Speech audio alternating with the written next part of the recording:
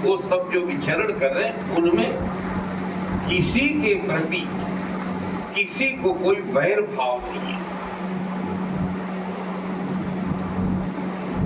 ये भारतीय चिंतन ने इस सूक्ष्मता को पूरे विश्व के सामने रखा कि अगर अहिंसा में प्रतिष्ठा हो तो उसका बाहर प्रभाव पड़ता है, और वो प्रभाव इतना भी हो सकता है कि जो जन्मजात विरोधी हैं, जिनका अकारण वैर है, स्वभावतः वैर है, वो वैर भी छूट जाता है। बताया ये जा रहा है कि महर्षि की तपस्या और भजन यहां तक प्रभावित है। ऐसी सुंदर जगह में का सुचि सुंदर आश्रम निरखी हर से राजीव नैन। पूरी बात को समेट करके 2 शब्दों में गोस्वामी जी ने किया। कहा आश्रम क्या है? बोले सुचि है। सुचि माने पवित्र और सुंदर भी है।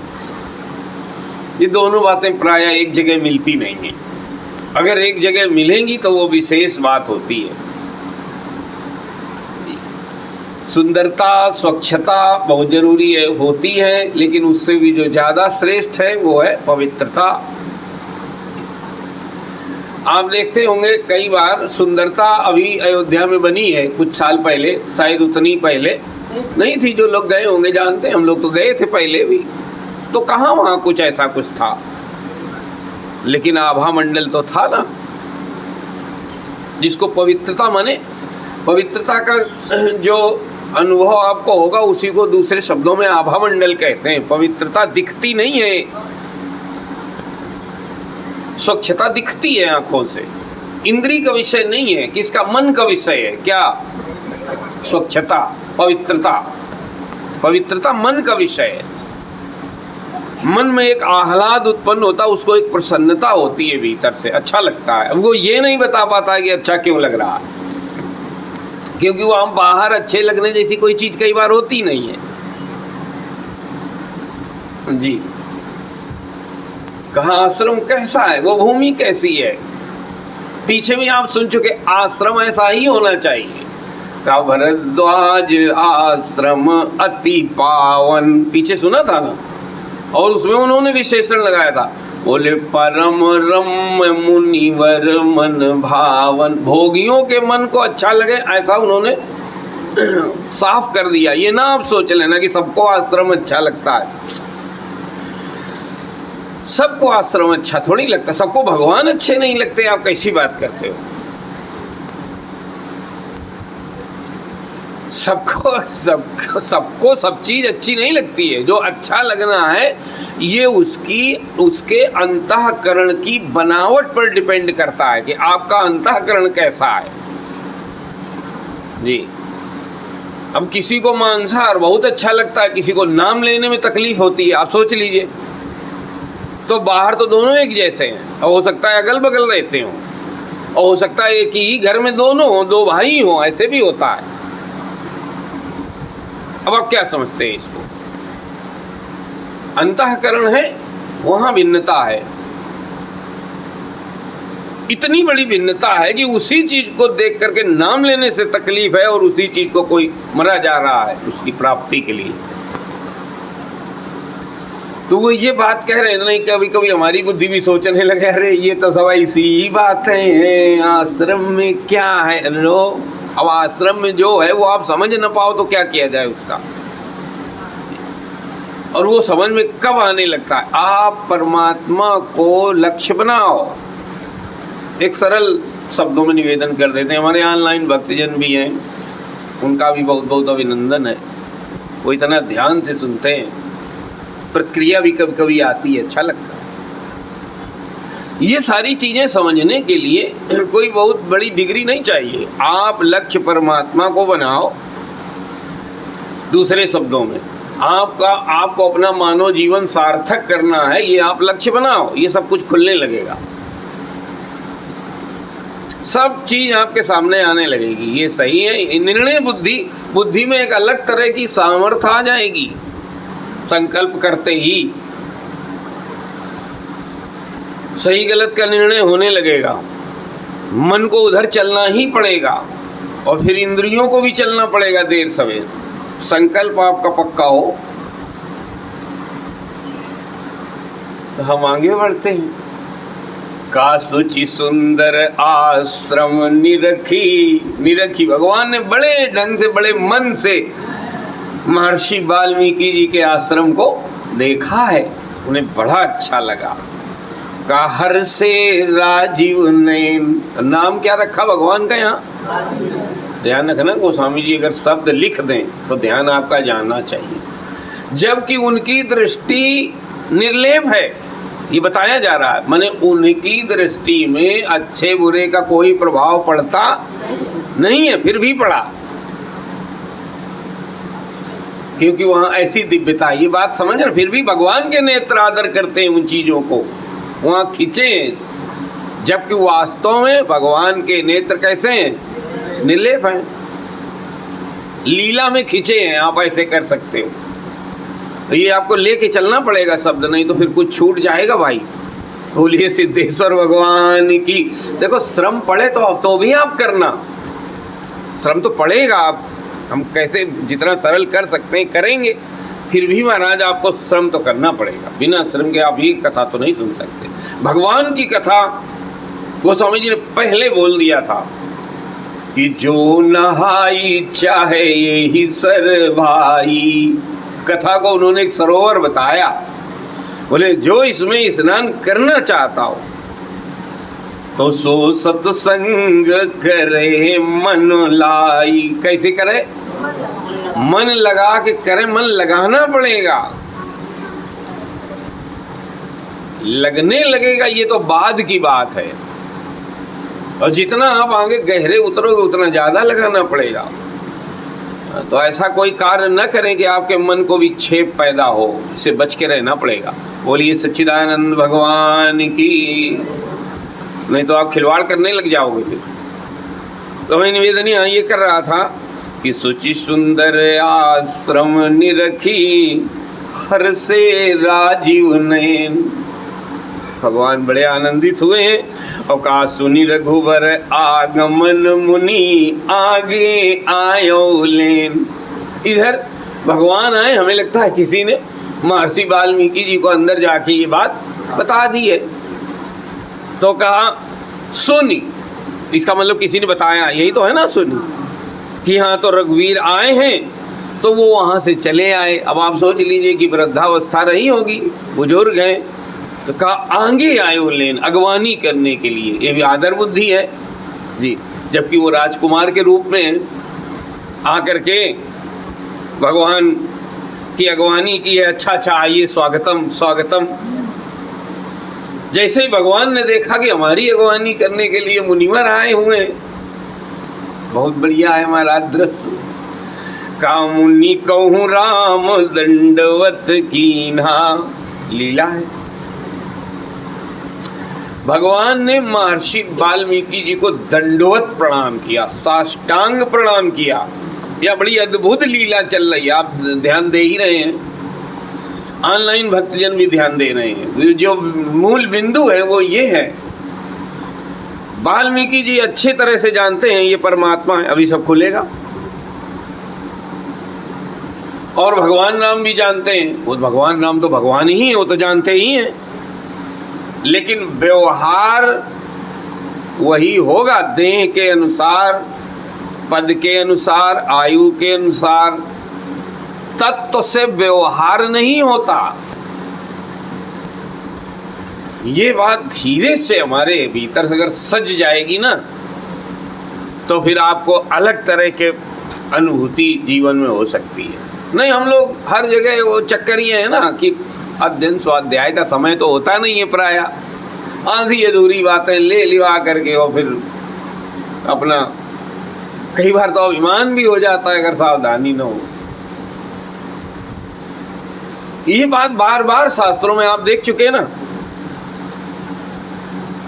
तत्व रूप से वाल्मीकि जी को कोई संदेह नहीं है भगवान में, पूरी तरह से जानते हैं, अभी वो बोलेंगे उनके साथ। जी। और भगवान भी लीला कर रहे हैं, लीला में वो राजकुमार हैं, तो ये तो बनता है ना, लीला के अनुसार प्रभु क्या है इस समय, भीतर से वो प्रभु हैं, अच्छी तरह से जानते हैं, लेकिन लीला के अनुसार क्या है, वो राजकुमार है, तो राजकुमार के अनुसार तो बनता है ना। तो कहा मुनि कहूँ राम दंडवत कीन्हा, पूरी अच्छी लीला, और आशीर्वाद विप्रवर दीन्हा। अब वाल्मीकि जी के लिए क्या लिखा गया, आशीर्वाद दिया। आशीर्वाद डाकू रत्नाकर ने नहीं दिया, किसने दिया, वो उनके बीच का कालखंड था जीवन का जी। किसी के जीवन के छोटे से अंश को देख करके कभी कोई निर्णय नहीं लेना चाहिए, ये मूर्खता होती है जी। अब आप भी ऋषियों में तो पढ़ाया, इसीलिए शास्त्रों में ऐसे वर्णन है। अब चाहे हमें लगता है ऋषि जिसका जीवन उठा करके देखो, कोई न कोई कालखंड ऐसा होगा जो थोड़ा अटपटा सा लगता है। विश्वामित्र जी का, आप मेनका जी की वो कथा सुनते ही हो, हमसे ज़्यादा अच्छी जानते हो। अब आप उतना ही कालखंड अगर पकड़ो तो वो तो सही नहीं होगा ना, वो तो गलत बात हो जाएगी। किसी के भी, ये केवल इनकी बात नहीं है, किसी के भी जीवन का, समूचे जीवन का निर्णय उसके एक भाग को देख करके नहीं किया जाना चाहिए, फिर ये गलती है। कहा आशीर्वाद दो, उन्होंने आशीर्वाद दिया। किसने दिया, बोले विप्र, विप्र नहीं, विप्रवर दीन्हा। ब्राह्मणों में विप्रो और विप्रो में भी श्रेष्ठ जो प्राचेतस ऋषि, एक तो वो ऋषि थे, ऊपर से ब्राह्मण थे, उनके यहाँ ये जन्मे थे। बीच के काल खंड में वो कोलभीलों के यहाँ पले बड़े, परिस्थितियाँ बिगड़ी। कल हमने आपको कथा सुनाई थी, इसीलिए पात्र के बारे में परिचय रखिए आप, तब बात खुलेगी आगे। फिर एक समय आया, उनके अंदर का जो विप्रत्व था वो फिर जागा। फिर महाराज उन्होंने घोर तपस्या की, और ऐसी तपस्या की कहते हैं कि दीमक ने उनके शरीर पर बमीठे बना लिए थे। दीमक कहो, चींटी कहो, जो आपको सरल पड़े कहो। इसीलिए उनको वाल्मीकि नाम पड़ा था, यहाँ से नाम बदल गया। पहले जो डाकू रत्नाकर था ना, जब तपस्या की और बमीठे बन गए, तब से उनको वाल्मीकि नाम वहाँ से पड़ गया। और फिर वो जब तपस्या पूर्ण हो गई तो महर्षि वाल्मीकि पड़ गया, और वो विप्रवर हैं। तो कहा आशीर्वाद विप्रवर दीन्हा, लीला में उन्होंने भी आशीर्वाद दिया, भैया तुम लीला कर रहे हो तो हम भी लीला कर रहे हैं। कहा देखी राम छवि नयन जुड़ाने, उन्होंने जब प्रभु के साकार रूप का दर्शन किया है अपने आश्रम में, तो आज उनके नेत्र तृप्त हो गए।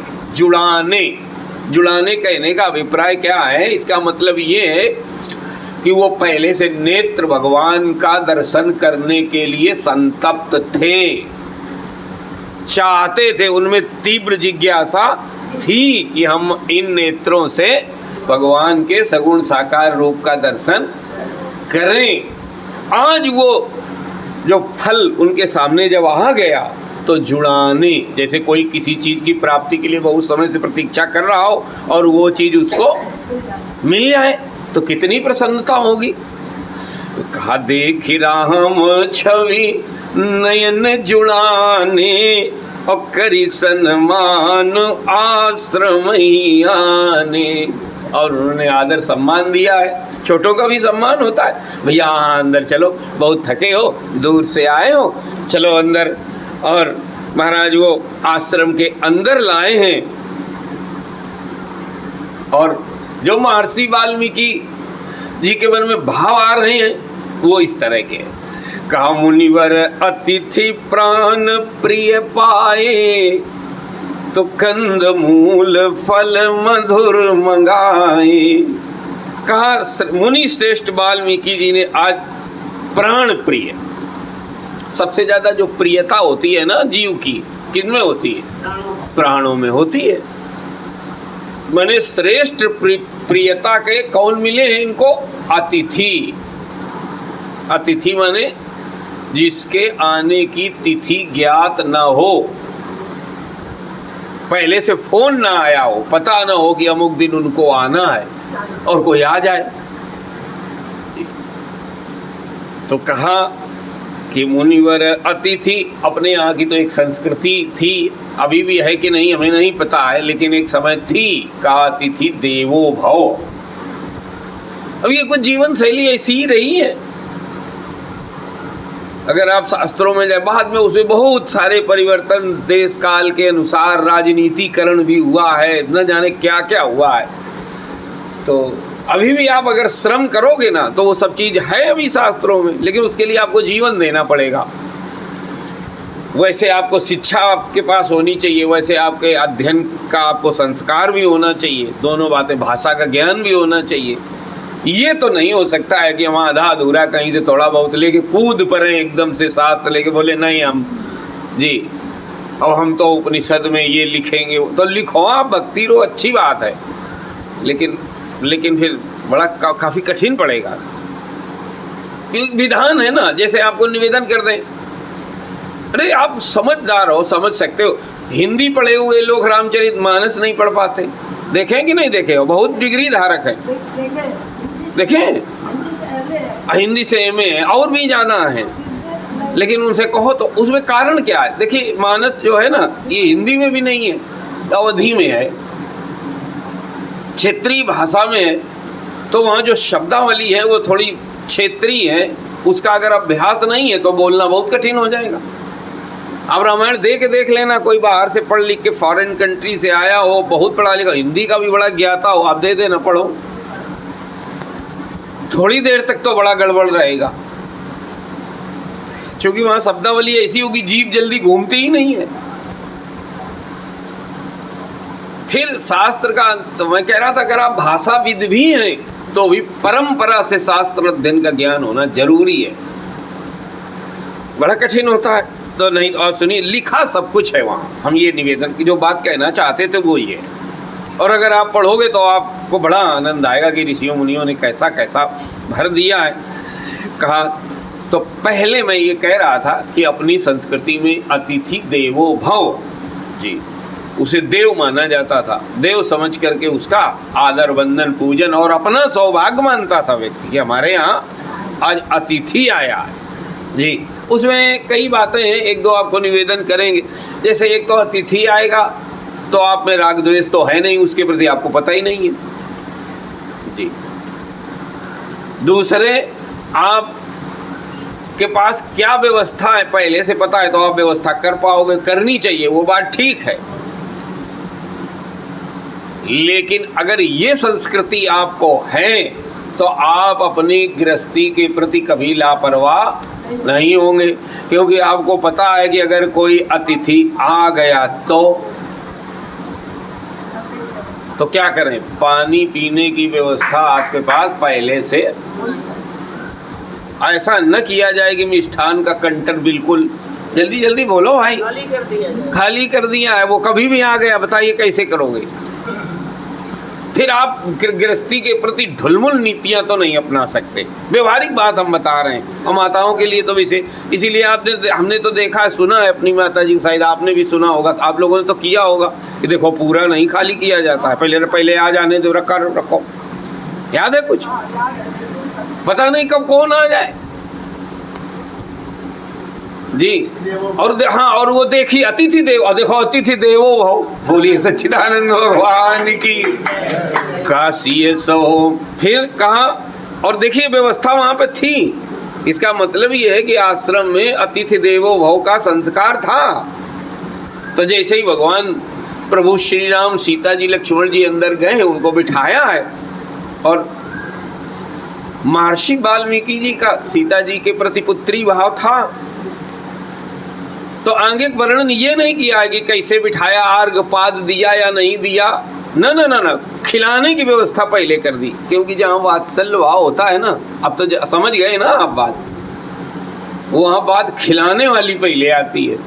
तो कहा कंद मूल फल मधुर मंगाए तुरंत कहा वहाँ व्यवस्थापकों से, भैया पहले इनको हाँ कुछ भोजन कुछ खिलाओ पिलाओ, इतनी दूर से चल के आ रहे हैं। तो लाए गए, क्या क्या लाए गए बहन जी? सेब, अंगूर, और अब तो बोलो, केला पपीता जी। कंदमूल भी है ना, फल अकेले थोड़ा ना है जी। कंदमूल फल, हाँ हाँ, मूली, गाजर, चुकंदर, शकरकंदी और बताओ भाई। हाँ, कंदमूल फल मधुर मंगाए। और जब वो आए तो कहा सिए सौमित्र राम फल खाए। पकड़ के रखिएगा, तीनों शब्द गोस्वामी जी जोर से, आपने क्या चौराहे पे सुना हमें नहीं पता, लेकिन रामायण पढ़ो, पीछे भी आया है, तीसरी चौथी बार आ रहा है। लक्ष्मण जी ने भी खाए हैं जी जी। अब वहाँ खाने के लिए तो उन्हें 14 वर्ष वन में रहना है, तो खाना तो है ना, फूल फल और कंदमूल ही है, मिलेंगे तो यही।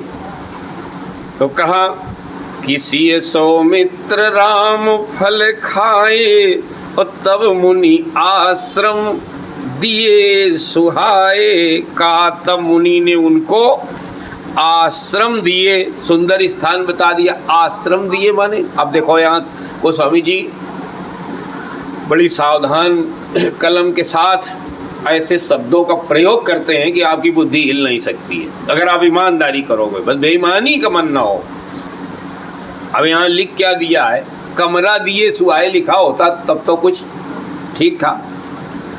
कहा तब मुनि आश्रम दिए सुहाए, तो अभी क्या था?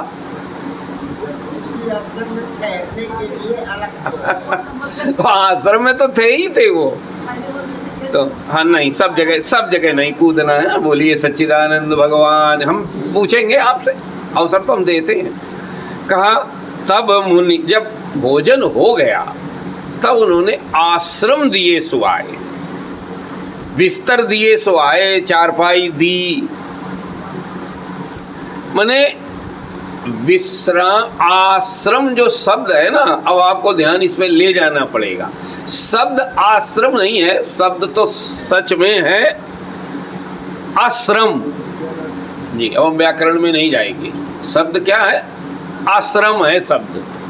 आश्रम माने जहाँ पर बैठने से व्यक्ति का शारीरिक, मानसिक और आत्मिक तीनों तरह का श्रम समाप्त हो जाता है, माने उसको विश्राम मिलता है, उसको कहते हैं आश्रम।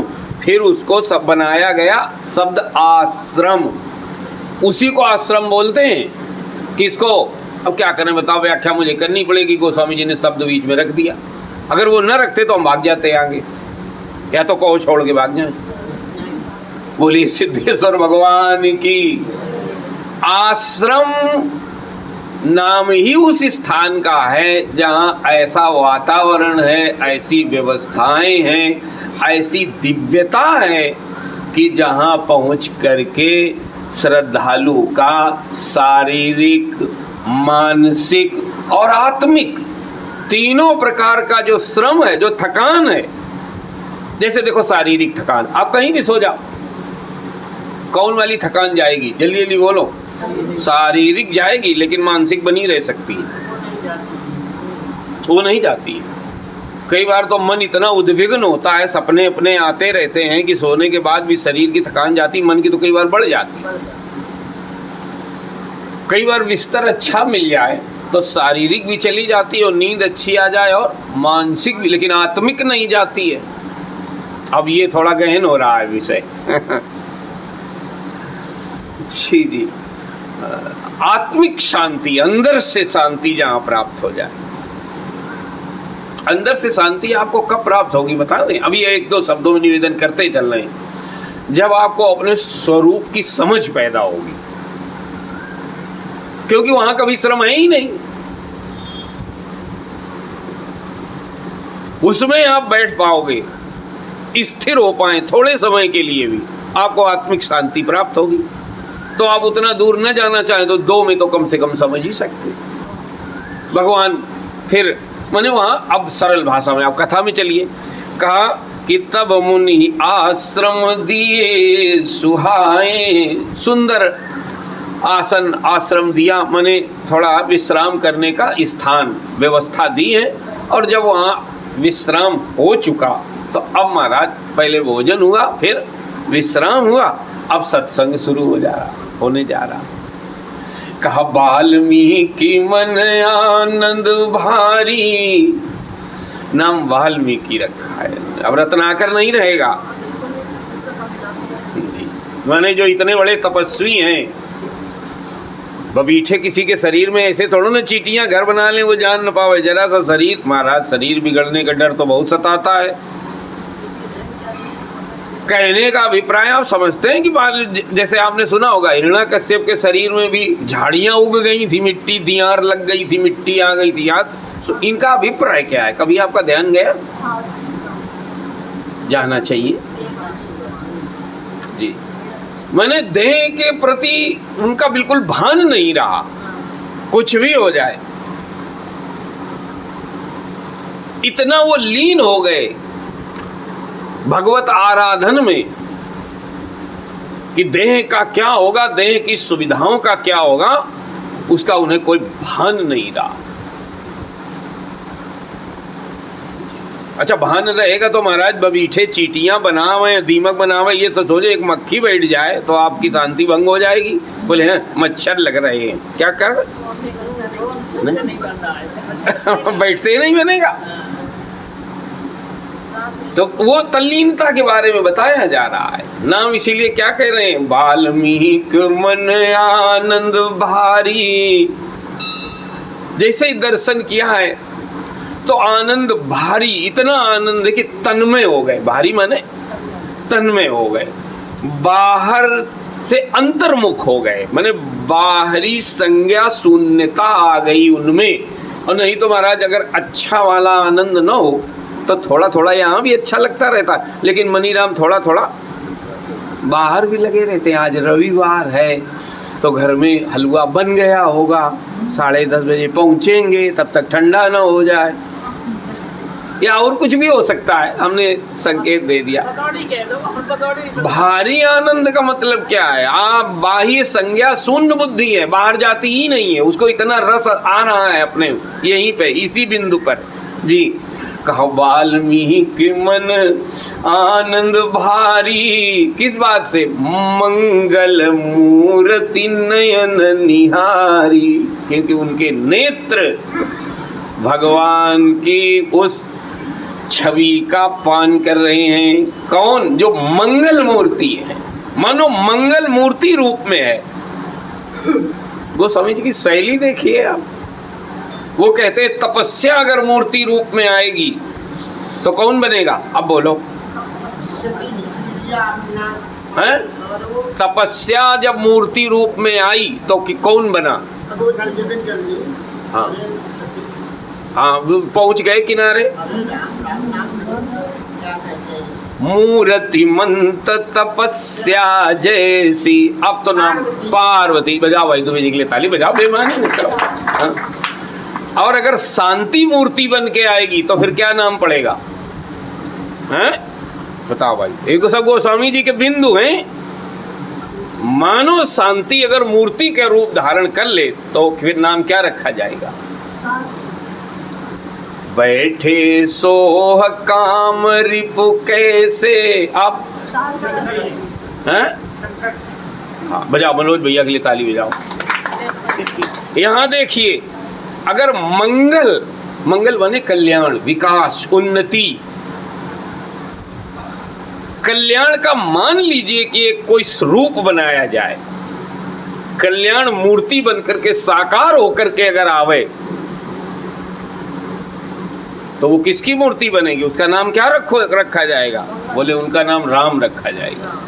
इसीलिए उनको कहीं मंगल भवन, यहाँ क्या कहा जा रहा है, मंगल मूर्ति का, मंगल मूर्ति। जो भाव है, अंतर्भाव है इसका, वो ये है कि जिनके दर्शन करने से जीवन में मंगल का, भाई देखो जहाँ आपका मन जुड़ेगा, एक सीधा सीधा सिद्धांत है, दृष्टांत नहीं है, क्या है, सिद्धांत है कि मन जहां से जुड़ेगा उसके गुण धर्म अपने में खींच लेगा। तो जब वो शांति से में जुड़ता है तो शांति के गुण धर्म उसमें आते हैं, तपस्या से जुड़ता है तो तपस्या के गुण धर्म आते हैं, मंगल मूर्ति से जुड़ता है तो मंगल मूर्ति के गुण धर्म उसमें आने लगते हैं, दुष्ट से जुड़ेगा तो ध्यान रखना उसके भी आएंगे। जी, एक सामान्य नियम है ये कि मनीराम जहां से जुड़ेंगे, खट्टे आम से अगर जुड़ेंगे बिटिया तो कैसा लगेगा? मन जुड़े, हाथ में ना भी हो। जी, ये सामान्य चीजें हैं, इनके आपको अनुभव भी है।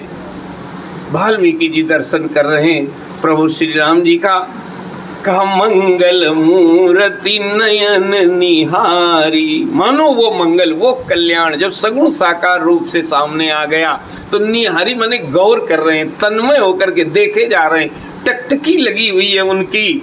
जब देखा कि महर्षि वाल्मीकि मेरी ओर टकटकी लगा के देखे जा रहे हैं, तब कर कमली जोरी रघुराई। भगवान की ओर से क्या प्रतिक्रिया हो रही है वो सुनिए। कहा बोले बचन श्रवण सुखदाई। लीला में वो राजकुमार हैं तो अब महर्षि के सामने हैं तो अकड़ के नहीं खड़े हैं, ये हमारी शैली है।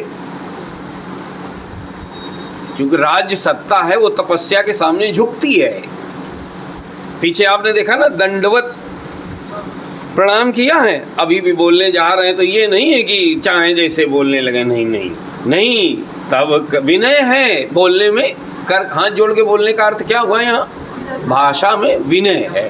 जी, तब कर कमल जोरी रघुराई, बोले बचन, भाव भंगिमा में विनय है और वाणी में सुख देने वाले शब्द हैं। ऐसा बोलना है इन्हें सुख लगे।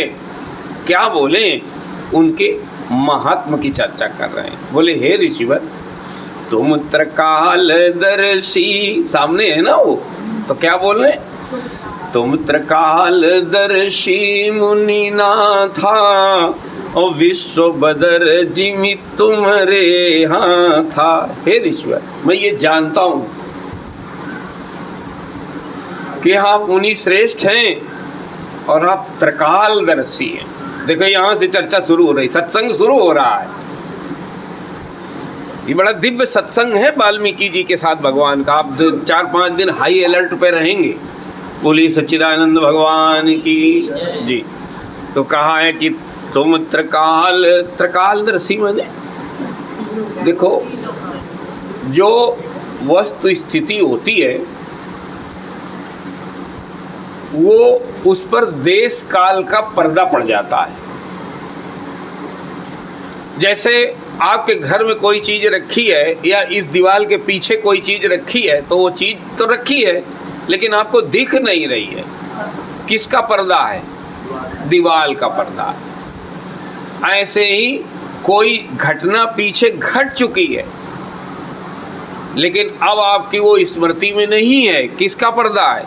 समय का पर्दा। ऐसे कोई चीज़ भविष्य में घटने वाली है लेकिन आपको वो वस्तु स्थिति पहले से है, घटनी नहीं है। एक घट भी चुकी है और एक घटने वाली है। तो वहां किसका पर्दा है? समय का, जिसे आप भविष्य कहते हो। भविष्य रूपी समय का वर्तमान आपको दिखाई दे रहा। तो जो भूत भविष्य समय का पर्दा है वो पर्दा महर्षि वाल्मीकि जी के लिए नहीं है।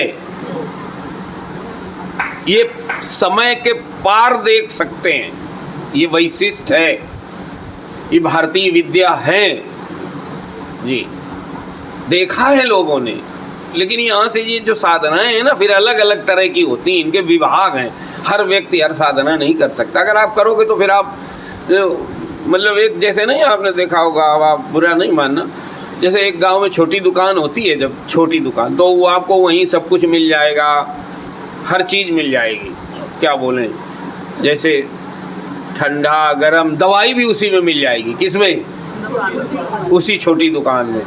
और हो सकता है कि वो कपड़े भी रख लें, सौंदर्य प्रसाधन भी वहीं मिल जाए, सौंदर्य सामग्री भी मिल सकती है वहीं। लेकिन यहाँ बड़ी दुकानों में नहीं होगा। मेडिकल स्टोर में अगर आप मांगोगे आटा दे दे 2 किलो, आप समझ रहे हैं ना। अच्छी दुकान जो होगी, बड़ी दुकान होगी, या कोई बड़ी परचून की दुकान हो, वहाँ आप कह दीजिए हमें टेरामाइसिन ट्यूब दे दो तो मिलेगा आपको? अब नहीं मिले, वहाँ नहीं हो सकता। वो कहेंगे नहीं भैया, इसके लिए आपको अच्छे तरह से, जहाँ ठीक ठीक कोई चीज, जहाँ उच्च स्तर पर कोई कार्य हो रहा है। दवाइयों में भी अगर आप और उच्च स्तर पर चले जाएंगे उस कारखाने में, तो वहाँ एक ही ब्रांड होगा। ये नहीं कि वहीं सब पूरा मेडिकल स्टोर धरा होगा, ऐसा नहीं है जी। उनका अपना स्टैंडर्ड है। अब हमें स्टैंडर्ड जानबूझ के हमने सरल करने के लिए बोल दिया है। उन्हें उच्च स्तर की चीज़ है वहाँ पर। उन्होंने उस बिंदु को ही मूल रखा हुआ है जीवन में जी। तो हम ये कह रहे थे, जिसने इन चीज़ों को अपने जीवन में सिद्ध किया, साधना की, तो उसमें ये उनको ये सिद्धि है। पीछे नारद जी को भी है और वाल्मीकि महर्षि को भी है। तो भगवान राम जानते, तो कह रहे हैं तुम त्रिकालदर्शी मुनिनाथा, हे मुनि श्रेष्ठ, आपके की दृष्टि में स्थान और समय का कोई पर्दा नहीं है। इसीलिए ये ध्यान रखना, भगवान के अवतार के पहले वाल्मीकि जी, अच्छा पहले अगर आपसे प्रश्न किया जाए कि पहले रामायण कि पहले राम, तो आप क्या बताओगे? अब सत्संगी अगर आप हो तो ये उत्तर आ सकता है, लेकिन सत्संगी नहीं हो तो कठिन पड़ेगा। बोले रामायण कैसे पहले हो गई, लेकिन सही यही है जी। जैसे पहले पिक्चर की स्क्रिप्ट लिखी जाती, स्क्रिप्ट ना वो जो कहानी है ना, जो पर्दे पे दिखाई जाने वाली हो, तो दिखती बाद में है, लिखी। ऐसे ही महर्षि वाल्मीकि जी ने जो ये भगवान राम अब अवतरित होके कर रहे हैं, ये लिख पहले दिया था उन्होंने। ये भी आएगा आगे, ये भी आगे आएगा। पहले सब लिखा हुआ है कि आपको, तो क्या मतलब है कि वाल्मीकि जी क्या हैं? ये फिर डायरेक्टर हैं, और भगवान राम क्या हुए? अब नायक हुए, अब वो एक्टर हो गए। उनको अब तो बात सरल करने के लिए हमने शब्दों का सहारा लिया जी। तो भगवान जानते हैं, वो कह रहे हैं माने आपने ही ये सब तो लिख दिया है, आपसे तो कोई चीज छुपी है नहीं। देखिए कहाँ कहाँ तक बात हो रही है। बोले तुम त्रिकालदर्शी मुनिनाथा, मैंने आपको तो पता था कि मैं आपके आश्रम में भी आऊंगा, और विश्व बदर जिमी तुम्हारे हाथ था। क्या बढ़िया दृष्टांत दिया है। जैसे किसी के हाथ में रखा हुआ बेर हो, ऐसे आप इस सृष्टि की घटनाओं को हाथ में रख के, हथेली पे रखे हुए बेर की तरह से देख लेते हो। बेर या आंवला, आप जो कहना चाहो कह लो। बेर की आपने आकृति देखी, वो भी प्यूंदी बेर नहीं। कभी आपने वो गांव वाला देखा है बेर के? नहीं, गोल वाला, वो ही समझना पड़ेगा भाई। हाँ, अब देखने इधर शहर में शायद बिकता नहीं है, क्योंकि प्यूंदी बेर जैसी पृथ्वी नहीं है, गोल वाली है ना। थोड़ा वो बेर थोड़ा चपटा होता है ऊपर नीचे, थोड़ा सा बिल्कुल जी। तो वो कहने का भाव, चलिए उतना ना जाइए। बेर अगर आप हाथ में रखो तो गोल होता है, पूरा दिखाई देता है। इधर भी देख सकते हो, इधर भी देख सकते हो, इधर भी देख सकते हो। अगर चौकोर होगा तो एक हिस्सा दिखेगा, एक हिस्सा। कहने का भाव इतना है कि आपसे कोई भी चीज, कोई भी स्थान और कोई भी समय की घटना छुपी नहीं है। आज से कही इतना बता करके जरा आप ध्यान देना, सत्संग में कैसे शुरुआत हो रही है। पहले भगवान ने ये कहा, मानो महर्षि वाल्मीकि जी ये जानना चाहते थे कि आपको वन में कैसे आना हुआ। भले शब्दों में नहीं, ठीक है ना, कई बार बहुत सारी चीज शब्दों में नहीं होती, लेकिन भाव भंगिमा में होती है। इस पर महर्षि वाल्मीकि चर्चा करना चाहते थे कि ये घटना कैसे घटी। तो उस पर सबसे पहली प्रतिक्रिया भगवान की गहराई देखो शब्दों की, कि आप इसका मतलब आप जानबूझ के पूछ रहे हो। यही बात अभी वाल्मीकि भगवान राम को भी लौटाएंगे कि तुम भी जानबूझ के पूछ रहे हो जी। आप कहेंगे कि आप जानबूझ के पूछ रहे हो, वो कहेंगे। इसलिए हमने आपको ये बात निवेदन कर दी थी कि आपके भारतीय चिंतन में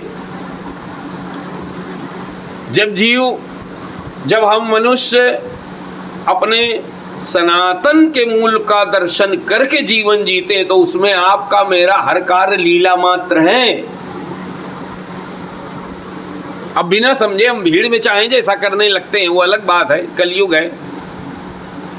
लेकिन उसका जो सिद्धांत है वो यही है। उन्होंने ये कहा कि तब आप समझदार माने जाओगे जब आपको अपने जो आपके सामने जो कर्तव्य है उसको लीला समझ के आपको करना है, एक्टिंग समझ के करना है, उसके हानि लाभ पर दृष्टि माने रसपूर्ण बुद्धि से आपको करना है, खेल के रूप में करना है जी। तो आप सनातनी हो भाई। हम लोग सनातनी कहे जाते हैं। सनातन के ऊपर कितना बड़ा जाने हाँ, चारों तरफ पीपे डब्बे बजते रहते हैं। लेकिन हमको थोड़ी कष्ट ये है कि भाई कुछ ध्यान भी दिया जाए उस स्वरूप का, उन चीज़ों का। समय दो, थोड़ी बुद्धि लगा। समय हमें तो है नहीं, या तो फिर आप उसको उठाओ नहीं।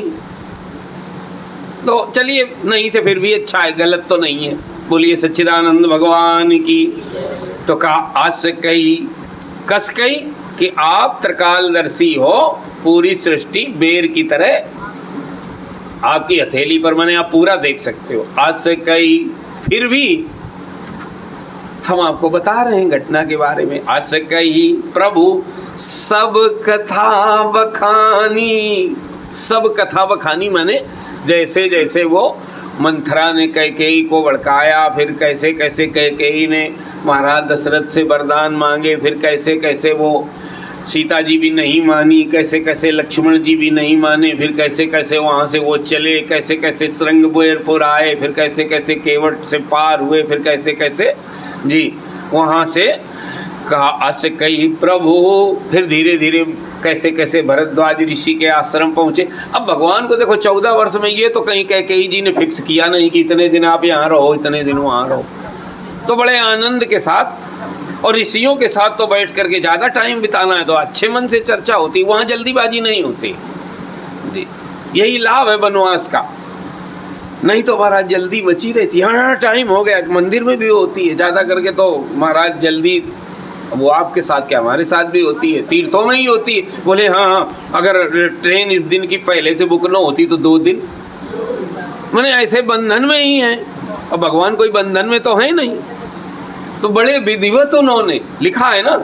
आज से कई प्रभु सब कथा बखानी। और बखानी माने विधिवत। जेई भांति दीन बन रानी। जैसे जैसे कैकेयी जी ने वनवास दिया हुआ और वो यहाँ तक आए, वाल्मीकि जी ने वो सब कथा विधिवत सुनी। फिर उनसे मानो पूछा, क्योंकि आगे वाली पंक्ति यही कह रही है कि वो जानना चाहते थे कि राम वो तो ठीक है कि रानी ने ऐसा किया, राजा ने ऐसा किया, उनकी इच्छा बन गई, ये आपकी प्रतिक्रिया क्या है? आपके साथ जो ये घटना घटी है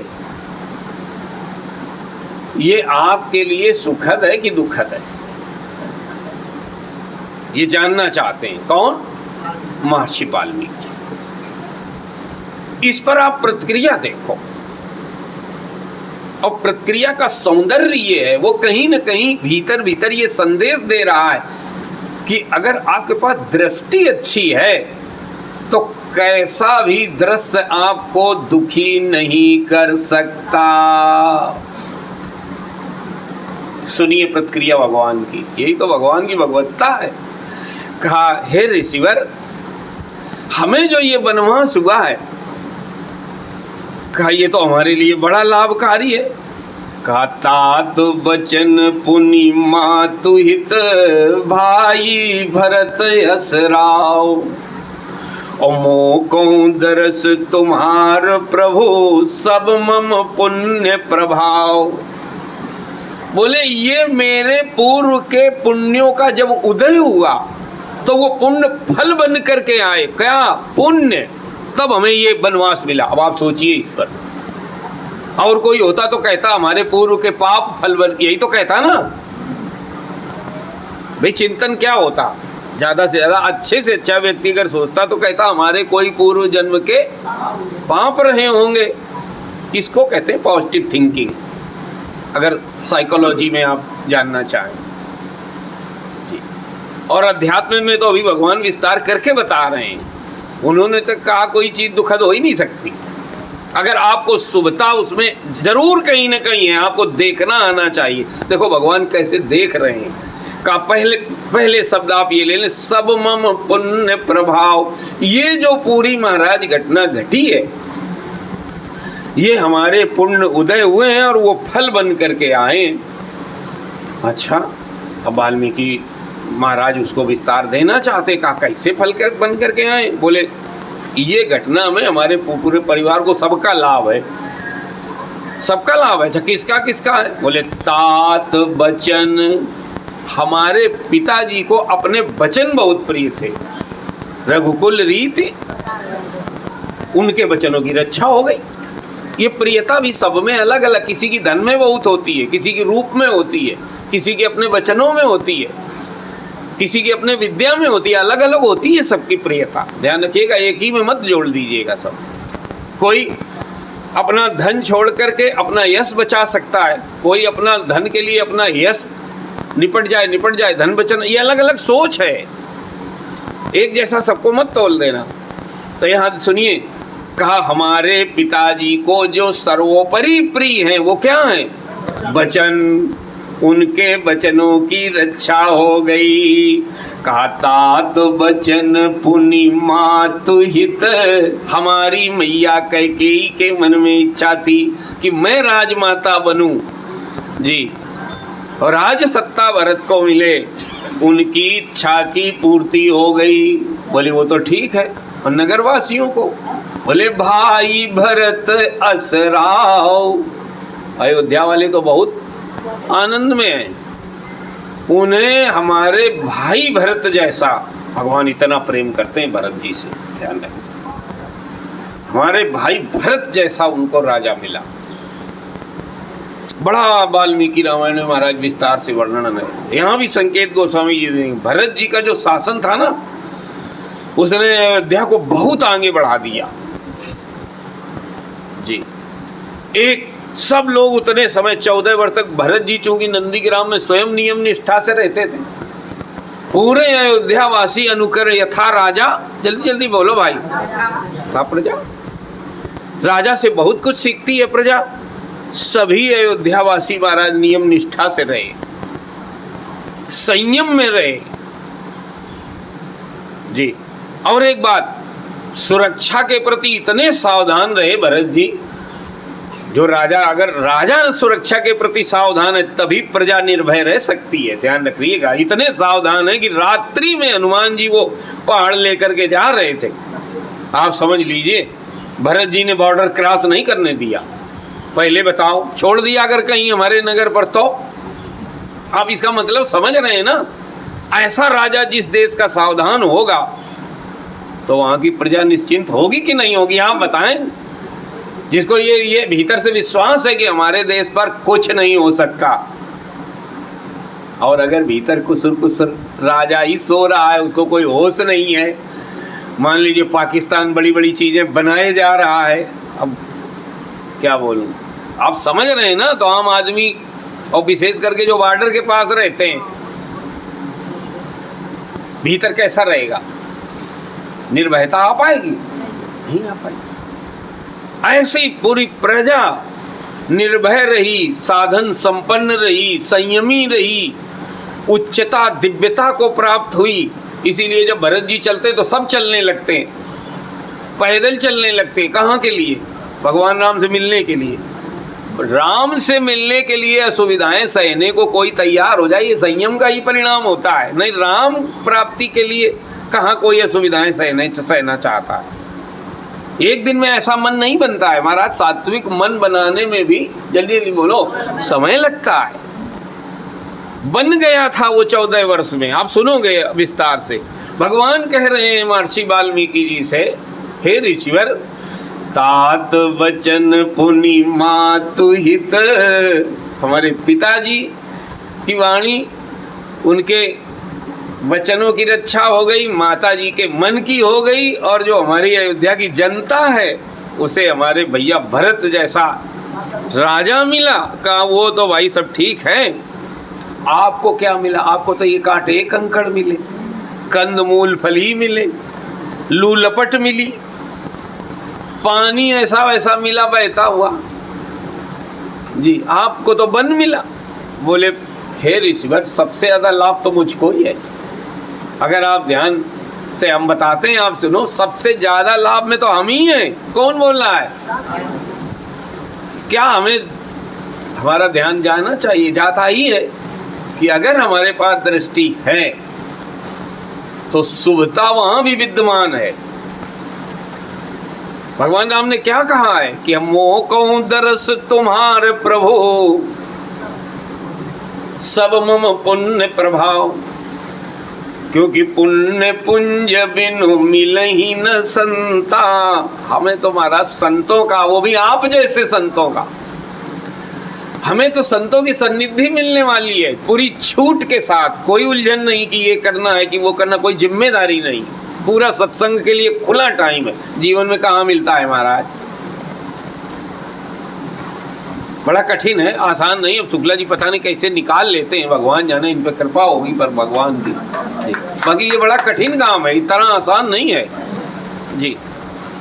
भगवान कह रहे हैं हमको 14 साल का, 1-2 दिन का नहीं है, और वो भी एक से एक सुंदर, एक से एक महर्षि देवर्षि, सबके दर्शन होने वाले हैं। ये सब मन का संत विशुद्ध मिलहि परिते ही जी, चित वही राम कृपा करी जे। आज भी अगर जी किसी को अच्छे संत मिलेंगे, बोले भगवत कृपा के बिना संभव नहीं है, पहचान ही नहीं हो पाएगी। संतों की पहचान बड़ा कठिन है। उसमें कठिनता ये कि संत सरल होंगे, आप समझ ही नहीं पाओगे। अरे ये हैं जी, ऐसे चले आते हैं पैदल, टूटी चप्पल पहने, ये साधु हो सकते हैं? विश्वास ही नहीं करेगी बुद्धि नहीं करती है, कलयुगी बुद्धि है महाराज जी। उसने अपने मानक पहले बना रखे हैं, और इनकी सुनने से क्या होगा? बस इतना ही बोलेंगे। भगवान सुनिए क्या कह रहे हैं। हे ऋषिवर, मोह कहूं दरस तुम्हारे प्रभु, सब मम पुण्य प्रभाव। हमें तो आपका दर्शन हुआ है, इसलिए ये जो वनवास है ना, मेरे पुण्यों का फल है। ये बता दिया कि भीतर से अगर वो पहली दूसरी पंक्ति गोस्वामी जी ने रखी थी कि उघरहि विमल विलोचन, कहाँ के? हीय के। यहीं से ये दृष्टि आती है, कपारे वाले से नहीं। 2 नेत्र हैं, हीय के और कपारे के। तो कपारे के तो हम लोगों के खुले हैं। गोस्वामी जी ने लिख दिया था कि अगर आप इस रामायण का, राम कथा का ईमानदारी से सेवन करोगे तो हीये के भी खुलेंगे। हीये के जब खुलेंगे तो आप किसी भी परिस्थिति में छुपी हुई शुभता को देख पाओगे। भगवान ऐसी विकट परिस्थिति में देख रहे हैं क्या कि वो कहूं दरस तुम्हारे प्रभु, हमें तो लाभ ही लाभ है जी। इसलिए हमारा पुण्य का ये फल है। का देखी पाए मुनि राय तुम्हारे, दुर्लभ दर्शन है। और भय सुकृत सब सुफल हमारे। अब महाराज इन पंक्तियों पे चर्चा आप कल 8:30 बजे से इन्हीं शब्दों के साथ ऑनलाइन भक्तजनों का आप सभी का बहुत बहुत आदर, बहुत बहुत धन्यवाद। बोलिए सच्चिदानंद भगवान की।